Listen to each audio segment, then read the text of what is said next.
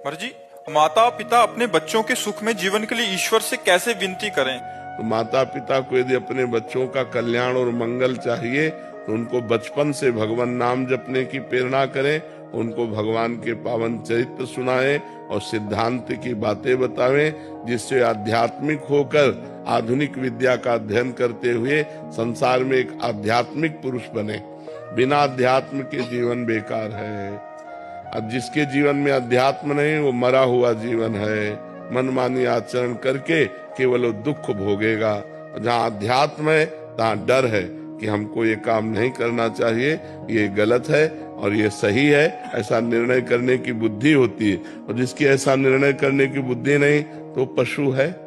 जिन हरि भगति हृदय नहीं आनी, जीवित सौ समान ते प्राणी। तो अपने बच्चों को बैठाल करके रामायण सुनाओ, भगवत गीता सुनाओ, भागवत सुनाओ, अच्छी बातें सुनाओ, नाम जपने की प्रेरणा करो, पूरे परिवार के बड़े जनों के पैर छूने की आज्ञा करो, गलत आचरणों का परिचय बताओ कि ऐसे ऐसे गलत आचरण होते हैं, इधर नहीं जाना चाहिए, ऐसे गंदे बच्चे होते हैं जो ऐसे गलत आचरण की शिक्षा देते हैं, उनसे दूर रहना चाहिए। तब उन बच्चों का जीवन। तो अध्यात्म की शिक्षा माता पिता को अपने बालकों को देनी चाहिए।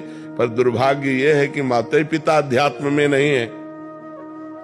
माता पिता को ही ज्ञान नहीं कि अध्यात्म क्या है, तो बच्चों को क्या अध्यात्म की शिक्षा देंगे? बिना अध्यात्म के जो मन है वो आसुरी प्रवृत्ति में चला जाता है, राक्षसी प्रवृत्ति में। देखो ना, जब सुनने को मिलते हैं ना, जैसे लोग बता कि एक बच्ची के साथ ऐसा किया, तो अब सोचो आप, ये राक्षसी पना आया कि नहीं? क्या वो पढ़े लिखे नहीं है? पढ़े लिखे, आधुनिक पढ़ाई में खूब ग्रेजुएट है, लेकिन आध्यात्मिक पढ़ाई ना होने के कारण वो अपने आचरणों से भ्रष्ट है, वो अपने आचरणों से गिरे हुए हैं।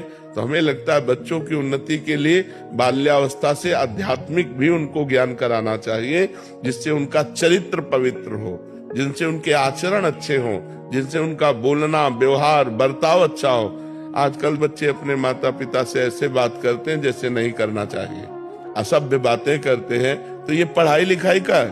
पढ़ाई लिखाई का तो ये है कि अपने बड़े बुजुर्गों से हाथ जोड़ के बात करना, नम्र बात करना, उनकी बात स्वीकार करना, उनके चरण स्पर्श करना, ये सब बातें भूल जा रहे हैं। तो हम इसीलिए कहते हैं अपने बच्चों को बैठाल कर धार्मिक प्रवचन सुनाओ, धार्मिक ग्रंथों को सुनाओ, नाम जप करवाओ, पवित्र भोजन करने की उनको शिक्षा दो, पवित्र आचरणों की शिक्षा दो, तब उनका जीवन उत्तम और महान बनेगा।